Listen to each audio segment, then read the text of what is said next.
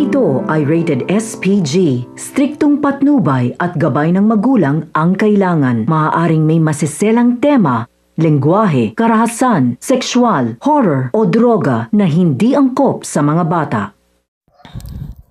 Dumalaw nga itong si Tali kay Rosel at sinabi niya na gusto niya na ulit makasama si Rosel.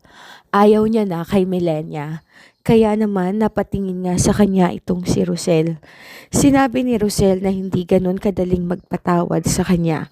Lalo na at nilihim niya ang katotohanan tungkol kay Belle dahil gusto niyang angkinin ang pagkatao ng kanyang biological daughter. Iyak nga noon itong si Tali. At sinabi nga niya na gagawin niya ang lahat. Mapatawad lamang siya nitong si Rosel. Sinabi ni Rosel na kung gusto talaga siyang mapatawad, ay alamin niya ang mga pinaplano nitong si Millenia nang sa ganoon ay mabawasan ang kanyang mga kasalanan. Dito na nga nakapagdesisyon si Tali na isusumbong niya nga itong si Millenia.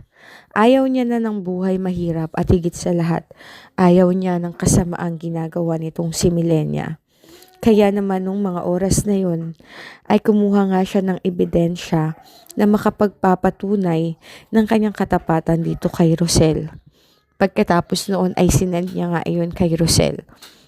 Napag-alaman ni Rosel na pinaplano pala ni Millenia at nitong si Via na patayin ng tuluyan ang kanyang mga anak.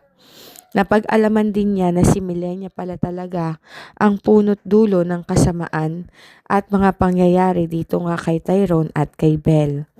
Hindi na nagdalawang isip pa itong si Rosel at agad nga siyang nagsampa ng kaso laban dito kay Millenia at dito nga kay Via. Bagay na ikinagalit nga nitong si Millenia.